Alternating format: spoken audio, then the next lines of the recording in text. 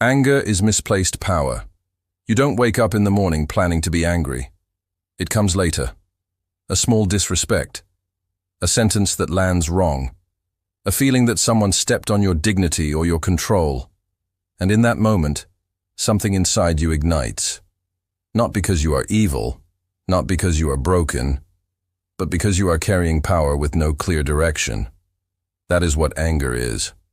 Torah says, anger is not simply an emotion, it is a collapse of inner order.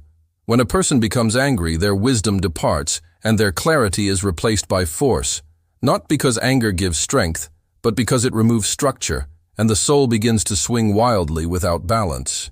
You think you are reacting to the world, but you are actually reacting to your own loss of center. Anger feels like fire, but its real nature is confusion disguised as authority. When you are angry, you feel, I must fix this. I must correct them. I must restore what was taken.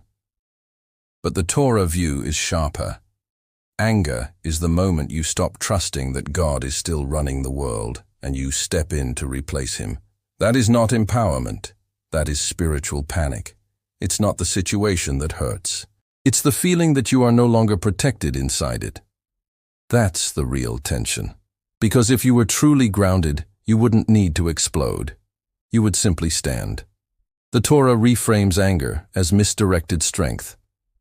There is a part of you that wants justice. There is a part of you that wants alignment. There is a part of you that refuses humiliation.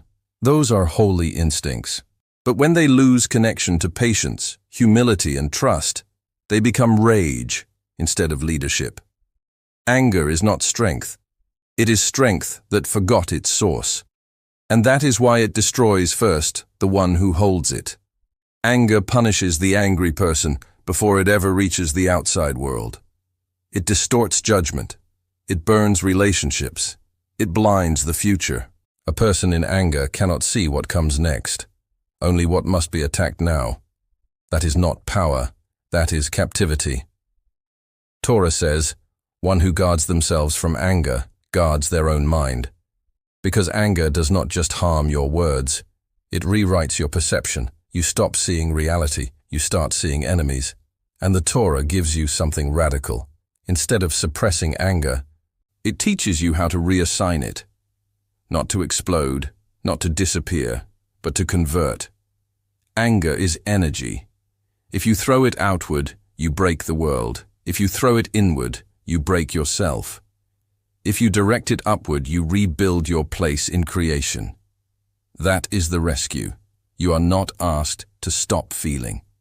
You are asked to stop losing your position when you feel. The moment of anger is a test of identity. Do you collapse into reaction, or do you rise into authority?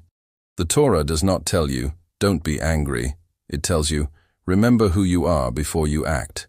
Because a grounded person can feel fire without burning their own house. That is mastery. Now look at your life honestly. What usually creates your anger?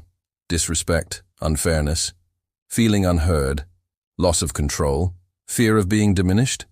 These are not emotional problems. They are structural problems.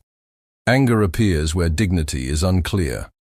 If you know your place, your worth, and your mission, you don't need anger to defend you. Your stability speaks for you. But if you feel small, anger becomes your substitute for strength. That is not evil. That is insecurity trying to survive. And Torah says, the correction for anger is not silence. It is truth and patience, because truth rebuilds dignity, and patience returns control. When you are angry, you are not powerful. You are unanchored. The rescue is not in calming down. It is in reconnecting. Reconnect to your values, your responsibility, your higher purpose, your awareness that God is still holding you, even here.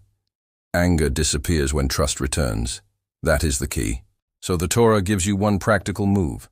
Not theory, not philosophy, not repression. A step. The practice. When anger rises, do not speak yet.